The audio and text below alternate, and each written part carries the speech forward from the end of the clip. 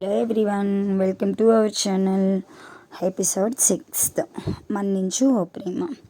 సాయంత్రం 6 గంటలు అవుతున్నా మను ఇంటికి వెళ్ళకపోవడం చూసి, హే, నువ్వు ఇంకా ఇంటికి వెళ్ళవే, నేను చూసుకుంటాను అని అంది శృతి. పర్వాలేదులేవే, ఇంకో గంట ఉంటాను అని అంది మను. మను, నువ్వు నాకంటే తెలివైన దానివి, అన్నింట్లోనూ ది బెస్ట్. కానీ ఈ టైంలో ఒకటి చెప్తున్నాను వినవే. గతం జ్ఞాపకాల నుంచి బయటపడి వర్తమానంలో బ్రతకడానికి ట్రై చెయ్యి. అయినో సలహా ఇచ్చినంత తేలిక కాదనుకో మూవ్ ఆన్ అవ్వడం. అయినా తప్పదు బేబీ, ఇప్పుడు నీ లైఫ్ ఇంకొకరితో ముడిపడింది. నీ కోసం కాకపోయినా అతని గురించి కూడా ఒకసారి ఆలోచించు. ఈ సిట్యుయేషన్ అతనికి ఎంత బాధగా ఉందో. తమ్ముడు చేసుకోవాలి అనుకున్న అమ్మాయిని తను చేసుకోవాల్సి రావడం అతనికి కూడా అంత ఈజీ కాదు. అడ్జస్ట్ అవ్వడానికి టైం పడుతుంది. అలా అని ప్రయత్నమే చేయకపోతే ఎప్పటికీ దగ్గర కాలేరు. నా మాట విని ఇంటికి వెళ్ళు ప్లీజ్ అని అంది శృతి. స్నేహితురాలు అంతగా చెబుతుంటే మొండిగా ఉండలేక ఇంటికి బయలుదేరింది మను. మహి ఇంకా వచ్చి ఉండడు అనుకుంటుంది. కానీ సెల్లార్లో అతని కార్ చూసి, ఓహ్, వచ్చేసాడా అనుకుంది మనసులో. కీస్ తీసుకొని ఇంట్లోకి వచ్చేసరికి హాల్లో టీవీ చూస్తూ హ్యాపీగా ఉన్న మహిని చూసి, ఏం చూస్తున్నాడా అని టీవీ వైపు చూసింది మను. షాంపూ యాడ్ని చూస్తున్నాడు. ఆ యాడ్కి వచ్చిన అమ్మాయి చాలా అందంగా ఉంది అనుకుంది మను మనసులో. ఆ యాడ్లో అవనికను చూసి చాలా హ్యాపీగా ఫీల్ అవుతున్న మహి మను రావడం చూసి రిమోట్ అక్కడ పెట్టేసి లేచి హాల్లో నుంచి తన బెడ్రూమ్లోకి వెళ్ళిపోయాడు. మను తన బ్యాగ్ పక్కన పెట్టి కాళ్ళు చేతులు కడుక్కొని వచ్చి వంట చేసి ఉదయం చేసిన బ్రేక్ఫాస్ట్ని డస్ట్బిన్లో వేసింది. మళ్ళీ డిన్నర్ డిషెస్ టేబుల్ మీద సర్ది ఫ్రెష్ అయ్యి వచ్చి ఏదో బ్రతకడానికి తినాలి అన్నట్లు 2 ముద్దలు తినేసి తన రూమ్లోకి వెళ్ళిపోయింది. ఫనీ జ్ఞాపకాలను మర్చిపోవడానికి ఎక్కువ పని చేసిందేమో.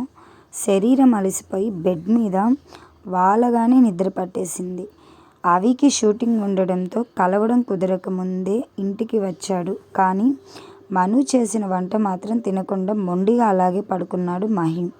రొటీన్ లాగే మను లేచి చూసేసరికి వండినది వండినట్లే ఉండడంతో మను వాటిని తీసేసి గిన్నెలు కడిగేసుకొని బ్రేక్ఫాస్ట్కి రెడీ చేసి ఉండగా ఫోన్ రింగ్ అవడంతో స్క్రీన్ వైపు చూసి నాప్కిన్తో చేయి తుడుచుకొని ఫోన్ లిఫ్ట్ చేసి గుడ్ మార్నింగ్ అత్తయ్య అని అంది మను.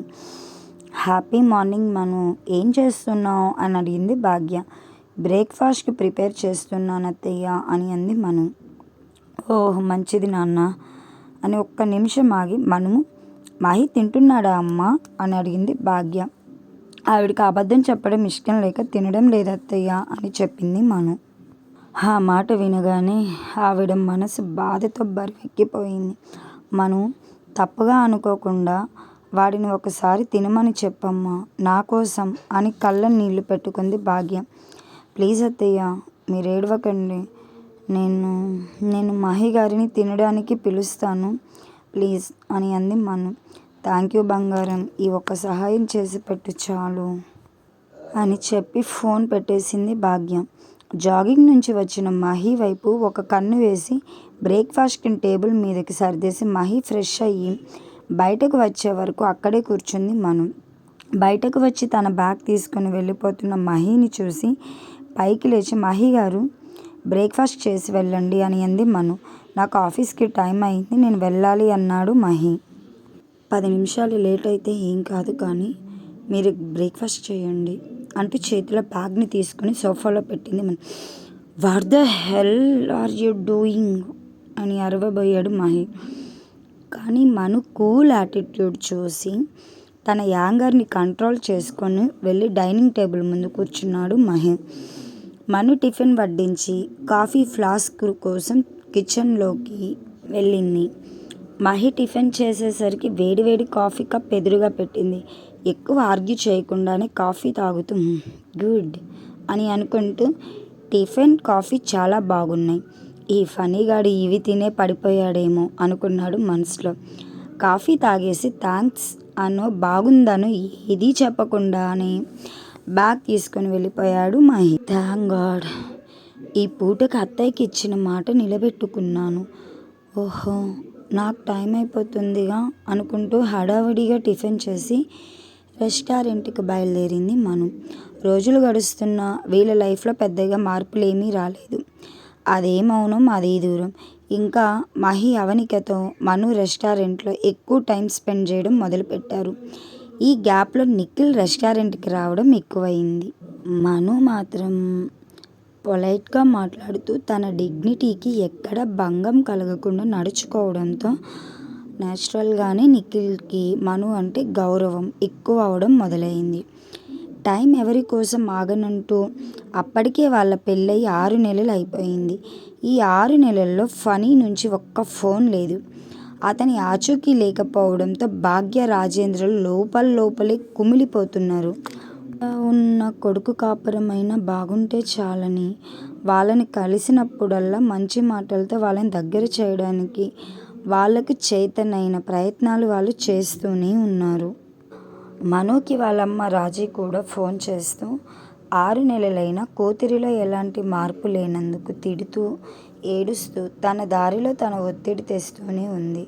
వీళ్ళ గోల భరించలేక వీకెండ్స్కి ఇంటికి వెళ్ళినప్పుడు మనుతో మంచిగా ఉన్నట్లు మధ్య మధ్యలో మాట్లాడేవాడు మహి.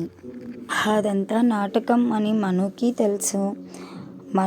తెలుసని మహికి తెలుసు. ఆమె ఫీలింగ్స్తో ఆడుకుంటున్నాననే అప్పుడప్పుడు కొద్దిగా గిల్టీగా ఫీల్ అయ్యేవాడు మహి. ఈ గిల్టీ ఫీలింగ్ అంతా అవని చూడటంతోనే ఎగిరిపోయేది. ఈ 6 నెలల్లో వీళ్ళ ప్రేమ ముదిరి బాగానే పాకాన పడింది. షూటింగ్స్ మధ్యలో ఆఫీస్లో కూర్చొని గంటల తరబడి బాతాకానీ వేయడం, బయట హోటల్స్కి ఔటింగ్స్కి వెళ్ళడం, ప్రైవేట్ టైం ఎక్కువ అవడం, మీడియా ఫోకస్ కూడా ఎక్కువ అయింది. ఇది అటు అవనిక కెరియర్కి, తన రెప్యుటేషన్కి అంత మంచిది కాదని వాళ్ళ రిలేషన్ని కాస్త సీక్రెట్గా ఉంచాలని డిసైడ్ అయ్యాడు మహి. ఇది చాలా కంటిన్యూ అవుతూ ఉండగానే ఉదయం లేచి రెడీ అయ్యి బ్రేక్ఫాస్ట్కి రెడీ చేసి మహి రూమ్ డోర్ ఇంకా ఓపెన్ కాకపోవడంతో వెయిట్ చేస్తూ చాలాసేపు కూర్చుంది. ఇంకా తనకి కూడా లేట్ అవుతూ ఉండటంతో ఏం చేయాలో అర్థం కాక కొద్దిసేపు తటపటాయించి బాగా లేట్ అవడంతో చేసేది లేక మహి రూమ్ డోర్ కొట్టింది మను. ఒకసారి, 2 సార్లు, 3, 4 ఎన్నిసార్లు కొట్టినా డోర్ తీయకపోవడంతో మనుకి ఏవేవో ఆలోచనలు రావడం మొదలయ్యాయి. అంతే, ఎక్కువ టైం వేస్ట్ చేయకుండా తన రూమ్లోకి వెళ్ళి కీస్ తీసుకువచ్చి ఆ రూమ్కి డోర్తో ఓపెన్ చేసి లోపలికి వెళ్ళిన మను ఒక్కసారిగా షాక్ అయింది. బెడ్ మీద స్పృహ లేకుండా పడున్న మహిని చూసి ఓ మై గాడ్ అంటూ దగ్గరికి వెళ్ళి కిందకి వేలాడుతున్న చేతిని తీసి పైకి పెట్టి నుదురు మీద చెయ్యి వేసి చూసింది. ఒళ్ళంతా సెగలు కక్కుతూ ఉండడంతో ఏం చేయాలో అర్థం కాక ముందు శృతికి ఫోన్ చేసి మహికి బాగోలేదని ఈరోజు రెస్టారెంట్కి రాలేనని చెప్పింది. ఇట్స్ ఓకే, నో ప్రాబ్లం మను, నేను మేనేజ్ చేసుకుంటాను, నువ్వు మీ హస్బెండ్ని చూసుకో, ఏదన్నా అవసరమైతే ఫోన్ చేయి అని చెప్పింది శృతి. ఓకేనే, థ్యాంక్ యూ అంటూ ఫోన్ పెట్టేసింది మను. మళ్ళీ మహి వైపు చూసి గట్టిగా ఒక్కసారి గాలి పీల్చుకుని వదిలి ఫోన్ పక్కన పడేసి కిచెన్లోకి వెళ్ళి చన్నీల గిన్నె తీసుకువచ్చి నాప్కిన్ని ముంచి నుదురు మీద వేసి తీస్తూ లైట్గా బ్రెడ్ని పాలల్లో వేసి తీసుకువచ్చి మహిని బలవంతంగా లేపింది మను. సరిగ్గా కూర్చుని ఓపిక లేక వేలాడుతున్న మహికి సపోర్ట్గా కూర్చొని ఆ బ్రెడ్ని బలవంతంగా తినిపించి బ్లాంకెట్ వేసింది మను. పక్కనే కూర్చొని క్లాత్ని మార్చి నుదురు మీద వేస్తూ మొట్టమొదటిసారిగా మహిని అంత దగ్గరగా ఆరాగా చూసింది మను. ఒత్తైన జుట్టు, పెద్ద నుదురు, అందమైన కనుబొమ్మలు, సన్నని ముఖం, కొంచెం కిందకు రాగానే అందమైన పెదవులు అని అనుకుంటూ ఏమైంది నాకు అని మనసులో అనుకొని తల విదిలించుకుంది మను. మధ్యాహ్నం 2 అవుతుండగా కళ్ళు తెరిచి దేనికోసమో వెతుకుతున్న మహిని చూసి మంచినీళ్ళు కావాలా అని అడిగింది మను. అవును అన్నట్లుగా తల ఊపాడు మహి. మహికి మంచినీళ్ళు తాగిపించి మళ్ళీ పడుకోబెట్టింది మను. సాయంత్రం అవుతుండగా ఒళ్ళు కాస్త చల్లబడింది, కానీ పూర్తిగా తగ్గలేదు.